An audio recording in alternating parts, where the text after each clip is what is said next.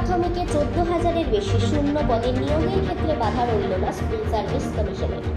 আপাতত কলকাতা হাইকোর্টের রায় বহাল রাখল সুপ্রিম কোর্ট। মঙ্গলবার প্রধান বিচারপতি DY চন্দ্রচূড়, বিচারপতি JB পারদিওয়ালা এবং বিচারপতি মনোজ মিশ্রের বেঞ্চ জানিয়েছেন, এখনই হাইকোর্টের নির্দেশে হস্তক্ষেপ করছে না শীর্ষ আদালত। 14,000-এর বেশি শূন্য পদে নিয়োগের নির্দেশ দিয়েছিল হাইকোর্ট।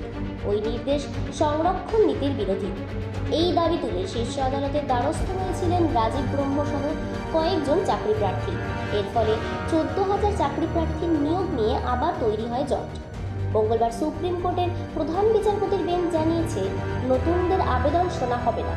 হাইকোর্টে মামলাকারীদের বক্তব্য শুনবে উচ্চ আদালত।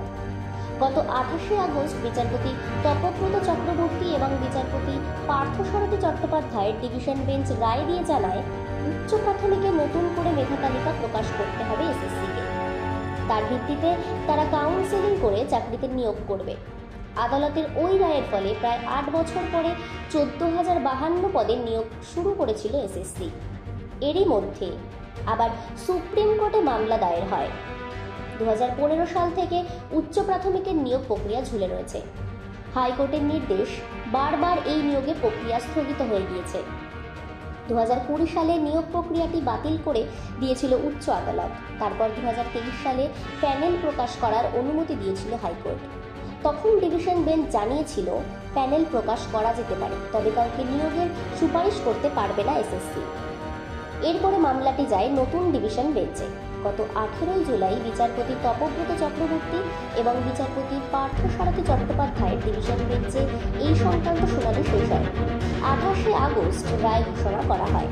উচ্চ প্রাথমিকের নিয়োগ প্রক্রিয়া একাধিক ত্রুটির অভিযোগ তুলে হাইকোর্টে মামলা দায়ের হয়েছিল। 2023 সালে শুধুমাত্র অনুমানের ভিত্তিতে ইন্টারভিউ প্রক্রিয়া থেকে 1463 জনকে বাদ দেওয়া হয় বলে অভিযোগ।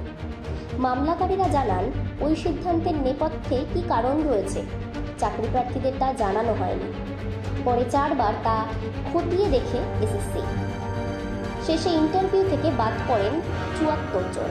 সেক্ষেত্রেও ঠিক নিয়ম মানা হয়নি বলে অভিযোগ ওঠে। সোমবারই উচ্চ প্রাথমিকের 2016 সালের মেধা তালিকা প্রকাশের বিজ্ঞপ্তি দিয়েছে SSC। বিজ্ঞপ্তিতে জানানো হয়েছে, আগামী বুধবার 25শে সেপ্টেম্বর প্রকাশ করা হবে মেধা তালিকা।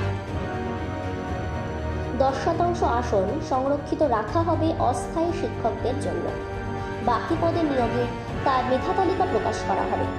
যদিও চাকরি প্রার্থীদের দাবি, শুধু মেধা তালিকা প্রকাশ করলে হবে না, নিয়োগ প্রক্রিয়াও শীঘ্রই শুরু করতে হবে।